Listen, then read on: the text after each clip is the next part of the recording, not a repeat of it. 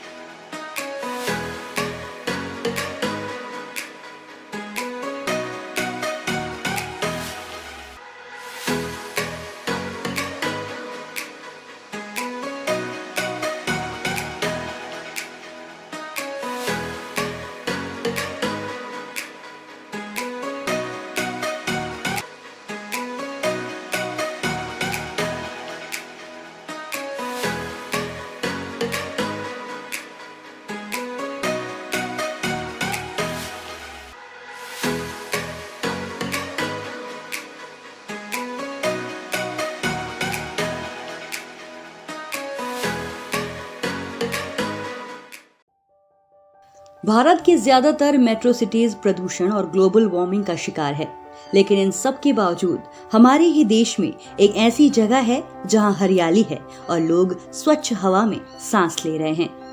ये सिर्फ भारत ही नहीं बल्कि पूरे एशिया का पहला ग्रीन विलेज यानी हरित गांव है। ये खूबसूरत गांव है खोनोमा। खोनोमा नागालैंड की राजधानी कोहिमा से महज 20 किलोमीटर की दूरी पर है। खोनोमा हरियाली से घिरा एक गांव है। ये गांव तकरीबन 700 साल पुराना है।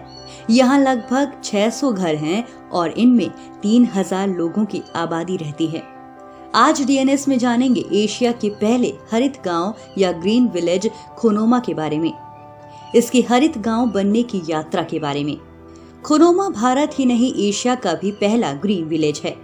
खोनोमा में रहती है भारत में अपनी बहादुरी और मार्शल आर्ट्स कौशल के लिए जाने जाने वाली अंगामी जनजाति। खोनोमा गांव पूरे भारत में अपने हरे भरे जंगलों और खेती की पारंपरिक तकनीक के लिए भी जाना जाता है। सतत विकास या सस्टेनेबल डेवलपमेंट के सिद्धांतों को कई साल पूर्व ही अपनाने वाला खोनोमा हरित गांव का मॉडल बन चुका है। खोनोमा गांव में जंगलों की कटाई और शिकार पर 90 के दशक में ही प्रतिबंध लगा दिया गया था। पूरे गांव में पेड़ों को काटने और शिकार की मनाही है, लेकिन ये सब रातों रात नहीं हुआ। अंगामी जनजाति शिकार के लिए पूरे भारत में जानी जाती है। शिकार इस जनजाति की परंपरा का एक अहम हिस्सा है, लेकिन 90 के दशक में गांव वालों ने एक शिकार प्रतियोगिता के दौरान एक हफ्ते में ही करीब 300 ब्लाइट ट्रैकोपॉन की हत्या कर दी। ब्लाइट ट्रैकोपॉन पर यूं ही अस्तित्व का संकट मंडरा रहा था। ये प्रजाति विलुप्त होने के कगार पर थी। इतनी बड़ी तादाद में इन पक्षियों की हत्या ने वन्यजीव संरक्षकों और गांव के बड़े बुजुर्गों को कदम उठाने के लिए मजबूर कर दिया। दिसंबर 1998 में खोनोमा में इस प्रजाति के शिकार को प्रतिबंधित कर दिया गया। प्रतिबंध के बाद खोनोमा के जंगल और 20 वर्ग किलोमीटर के इलाके को गांव की पंचायत ने Khonoma nature conservation and tragopan sanctuary नाम से अलग कर दिया है। शिकार पर लगे प्रतिबंध से ग्रामीणों की जीवन शैली में काफी बदलाव आया। हालांकि शुरुआत में गांव वालों को थोड़ी परेशानी का सामना जरूर करना पड़ा, लेकिन मौजूदा वक्त में यहाँ के लोगों ने शिकार छोड़कर प्रजातियों के संरक्षण के रास्ते को तवज्जो देना सीख लिया है। अब यहाँ के निवासी लकड़ी के लिए पेड़ों को ना काटकर सिर्फ उनकी शाखाओं से लकड़ी का इंतजाम करते हैं। मौजूदा वक्त में खोनोमा वासी सक्रिय रूप से जंगलों और जंगली जानवरों की रक्षा कर रहे हैं। खोनोमा सैलानियों के बीच काफी लोकप्रिय है। यहाँ हर साल बड़ी तादाद में पर्यटक आते हैं। यहाँ के निवासी इन पर्यटकों को अपना गांव और परंपरा बढ़ चढ़ कर दिखाते हैं। इसके साथ ही साथ ये लोग पर्यटकों को अपने घर में रहने के लिए आश्रय भी देते हैं। कौन है अंगामी जनजाति? अंगामी एक नागा समूह है, उत्तर पूर्वी भारत के नागालैंड राज्य में बसा है। अंगामी जनजाति खास तौर पर नागालैंड के कोहिमा और दीमापुर जिले में बसी हुई है। अंगामी जनजाति मणिपुर राज्य के हिस्सों में भी बसी है। अंगामी जनजाति 4 इलाकों के आधार पर 4 भागों में बांटा गया है और इसी आधार पर इन्हें नाम भी दिए गए हैं। चाखरो अंगामी, उत्तरी अंगामी, दक्षिणी अंगामी और पश्चिमी अंगामी। चकेसांग जो अब अंगामी जनजाति से अलग वजूद रखते हैं, उन्हें पूर्व में पूर्वी अंगामी जनजाति का दर्जा मिला हुआ था। अंगामी जनजाति के लोग पहाड़ों पर रहते हैं। ये आमतौर पर खेती और पशुपालन पर निर्भर है। अंगामी आमतौर पर पहाड़ काटकर सीढ़ी नुमा खेती करते हैं।